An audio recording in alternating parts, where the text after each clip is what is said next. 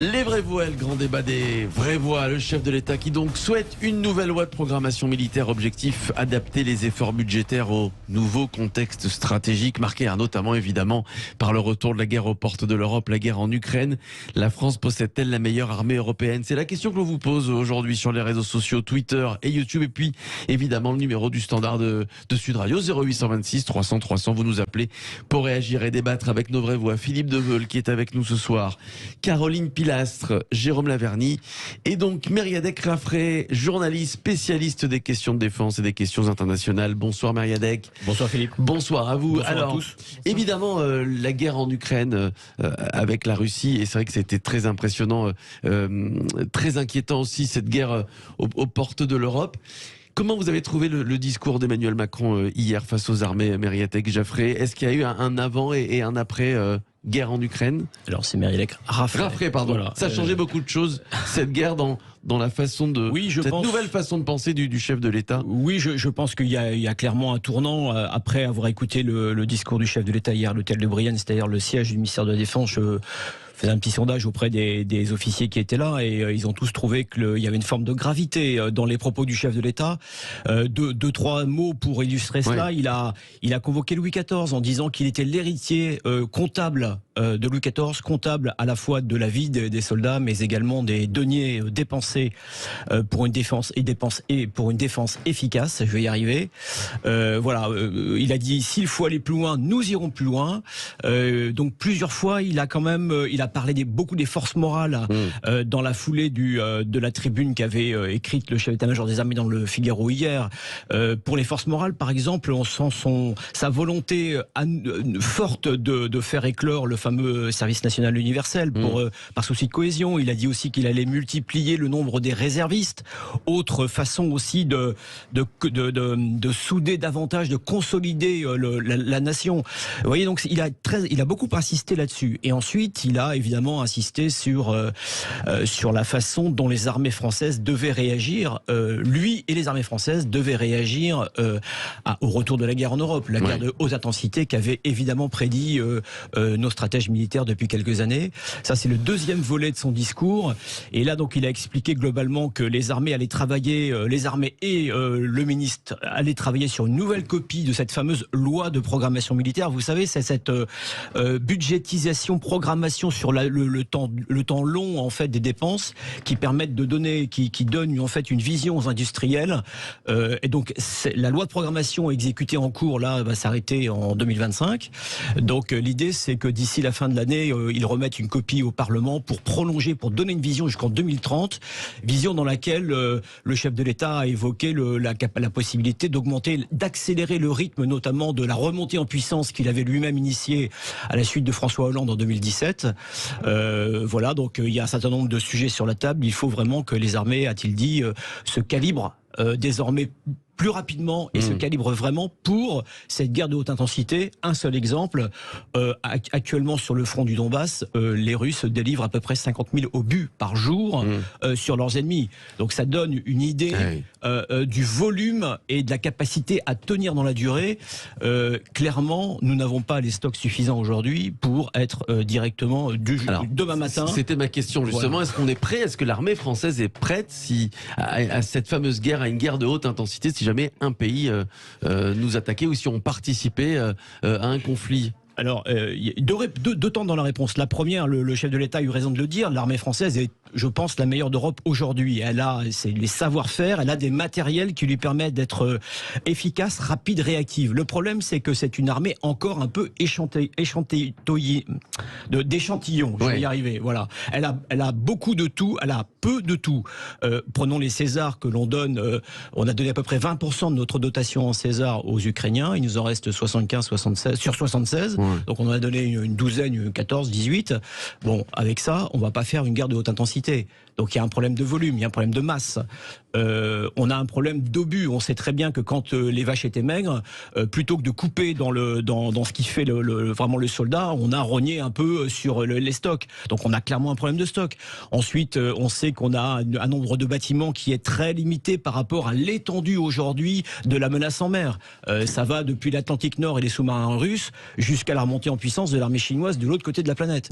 Donc vous voyez, il y a tout un tas de sujets aujourd'hui qui sont techniques sur la table, qui demandent à la fois une révision stratégique, où on veut pouvoir faire la guerre demain, comment on veut la faire et avec quels moyens. Oui. Ça vous inquiète, les propos de Mériadec Raffray, tout ce qu'il décrit là, Philippe Deveul? Non, il donne il avait fait un bel état des lieux. Il fait une bonne synthèse. Il fait une bonne synthèse. Toutefois, c'est tout à fait paradoxal. C'est-à-dire que j'avais écrit un article sur la politique de l'huître, sur la défense, c'est-à-dire fort à l'extérieur et faible à l'intérieur.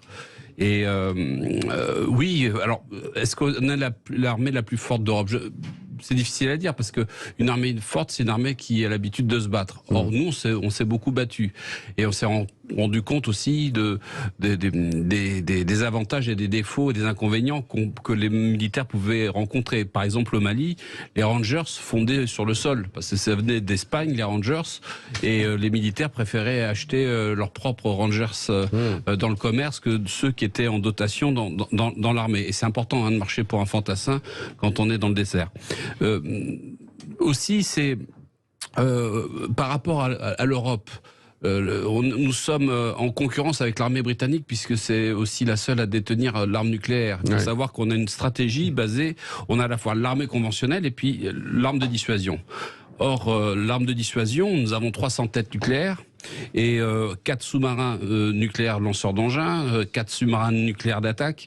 Et dans un sous-marin nucléaire lanceur d'engins, il y en a toujours un en permanence dans les océans, et il y a 16 missiles.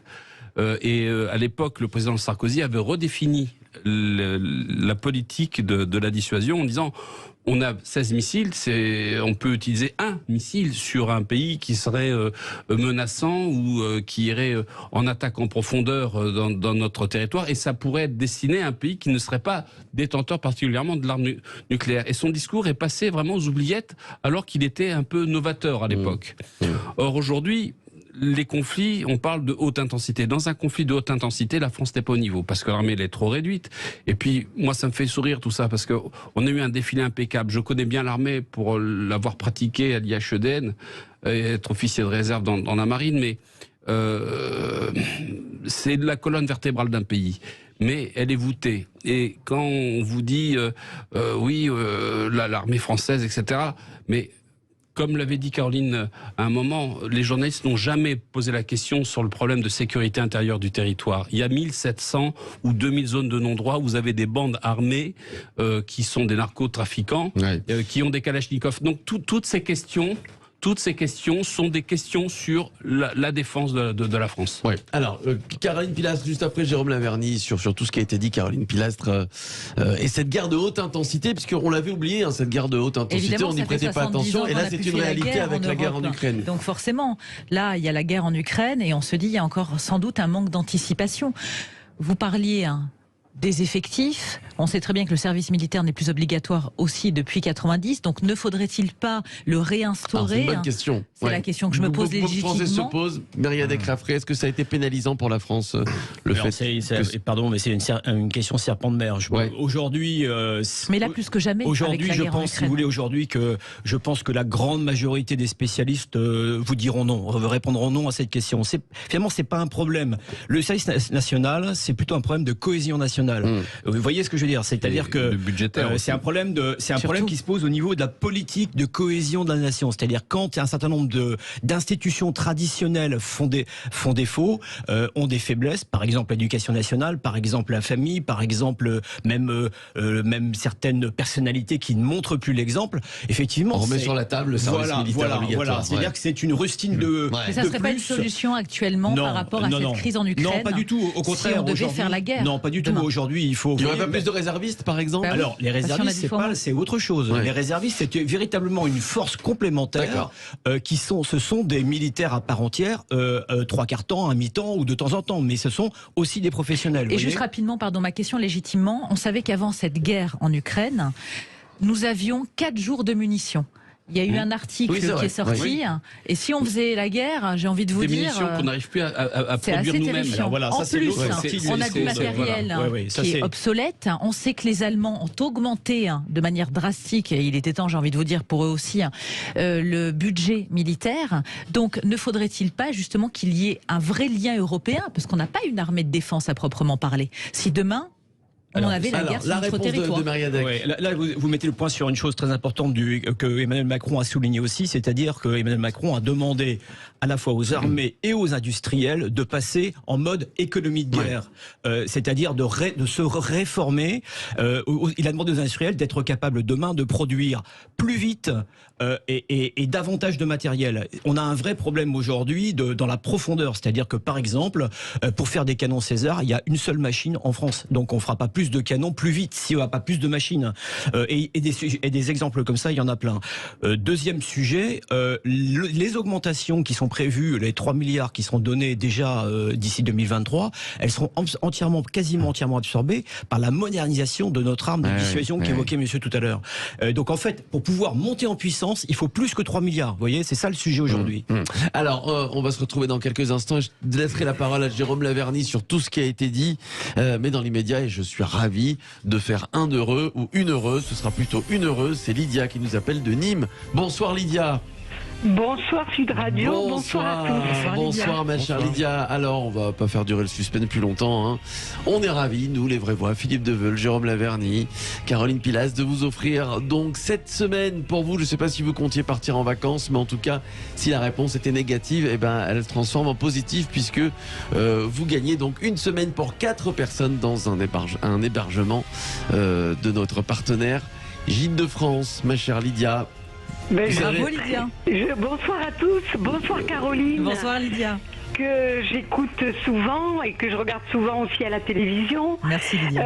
Je suis très contente parce que je vais pouvoir peut-être partir en vacances parce que cela fait 25 ans que je ne suis pas partie en vacances. Et ben voilà, formidable. c'est bien tombé. Et ben c'est bien tombé. Je vous souhaite de bonnes vacances, hein. Vous le méritez doublement. Et ben ce sera une semaine pour vous ma chère Lydia, après avoir passé 25 ans sans vacances. On est ravis de vous offrir cette petite semaine. Ma chère Lydia, on compte sur le petit courrier, la petite photo.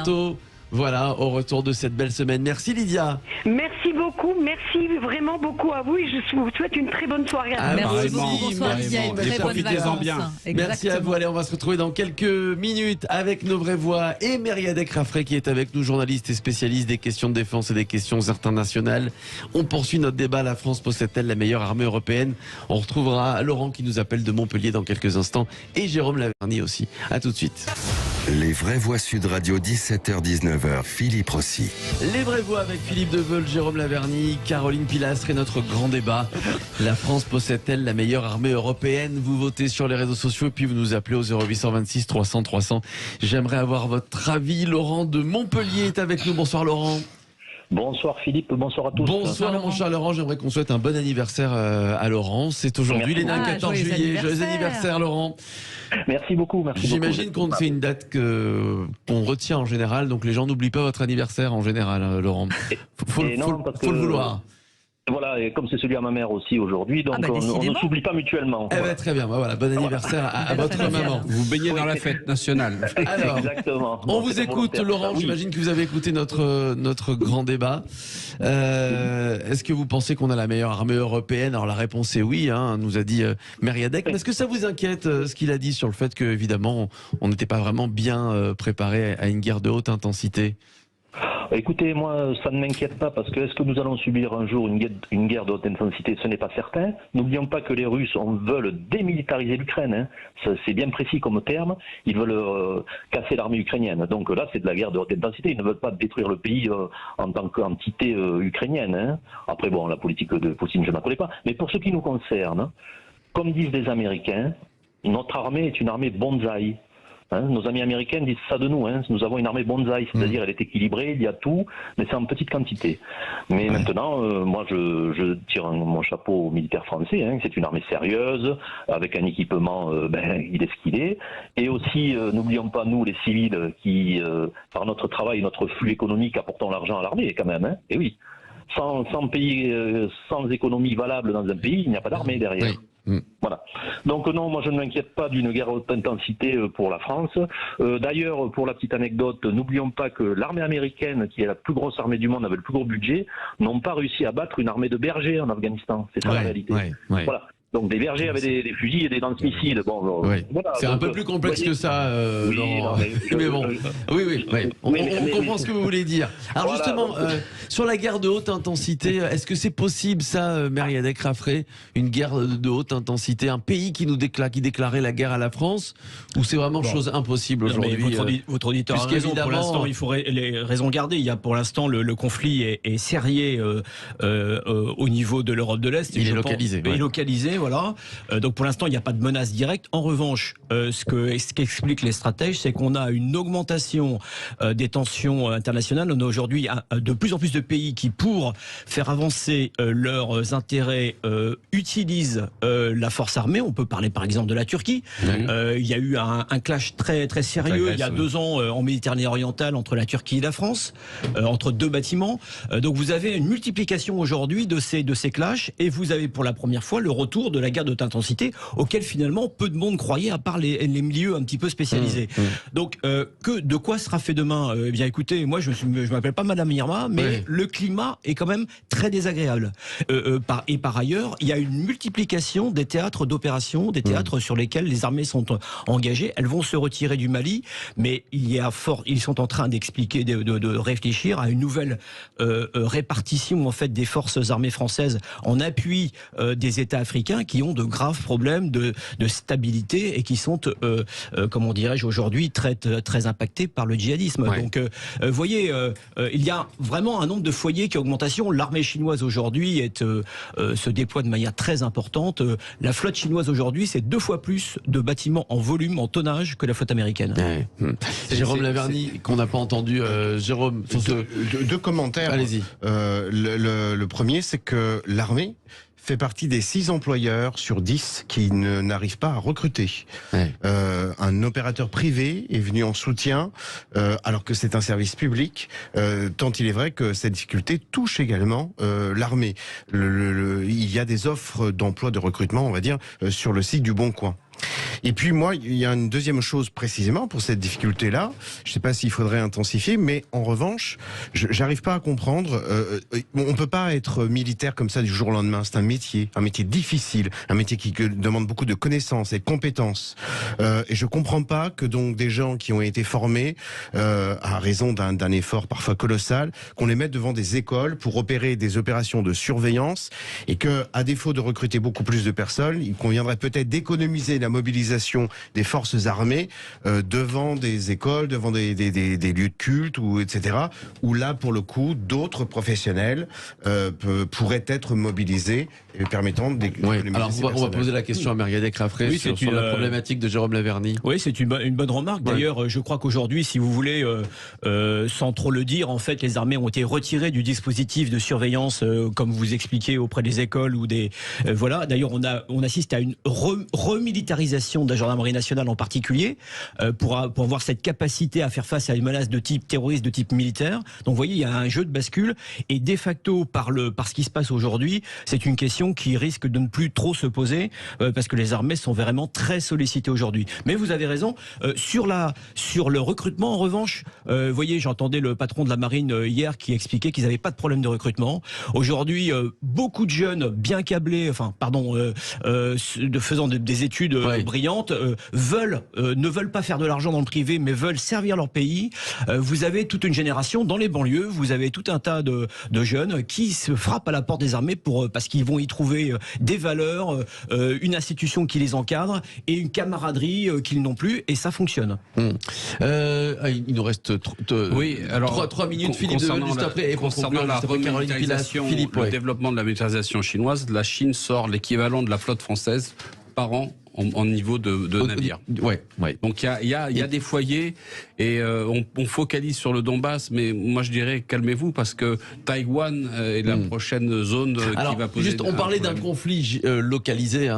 Est-ce que ça vous fait peur, ça, Philippe Deveul et Caroline Pilastre, de la suite de ce conflit? Beaucoup sont optimistes en disant que ça va rester très localisé entre la Russie et l'Ukraine. Est-ce que vous n'avez pas peur que... J'ai peur de l'attitude très très agressive des États-Unis à l'encontre de la Russie par un envoi progressif d'armement qui commence à irriter et qui pourrait faire basculer le conflit. Caroline, moi, je suis très angoissée par la suite. C'est un mélange des genres, mais plus sur l'instabilité psychique de M. Poutine. Depuis le départ, je le dis, là-dessus on est en désaccord avec Philippe. La question que je vous posais en off, donc on peut le dire à l'antenne rapidement, je vous demandais si il n'y aurait pas une hausse d'impôts. Forcément, M. Macron nous dit que non, mais s'il faut augmenter, et c'est normal de prioriser le régalien, et en l'occurrence le budget alloué à l'armée, forcément, ça va se ressentir sur nos impôts. Et à un moment donné, comment est-ce qu'on va trouver l'argent ? En fait, M. Macron a fait du en même temps cet après-midi à l'Élysée, puisqu'il a dit d'un côté, je ne souhaite pas augmenter les impôts puisque je veux augmenter les salaires, c'est pas pour reprendre par l'impôt. Et de l'autre, effectivement, il nous explique qu'il veut revenir à la bonne gestion budgétaire. Donc, il va y avoir un problème. Ça, c'est certain. La seule solution pour ne pas augmenter les impôts, c'est continuer à laisser filer le déficit, non pas pour payer les différentiels de prix de l'énergie ou de prix de l'essence à la pompe, mais plutôt pour investir dans la défense, fabriquer des canons et faire de l'emploi français. Ça, c'est une bonne idée. 30 secondes, Jérôme Laverny, vraiment. Pour finir sur les propos liminaires du président de la République, qui effectivement a souligné la force d'âme des forces militaires. Donc, c'est bien naturel de leur rendre hommage aujourd'hui. Eh oui, merci à vous donc. Il faut bien que certains aient une âme dans ce pays. Merci à vous, Mériadec Raffray. Merci pour vos éclairages et vos explications, journaliste et spécialiste des questions de défense et des questions internationales. Merci à vous. La France possède-t-elle la meilleure armée européenne? Vous votez sur les réseaux sociaux. Le score final sur le compte Twitter de Sud Radio. Vous dites oui à 75%. Direction tout de suite les Francopholies de La Rochelle.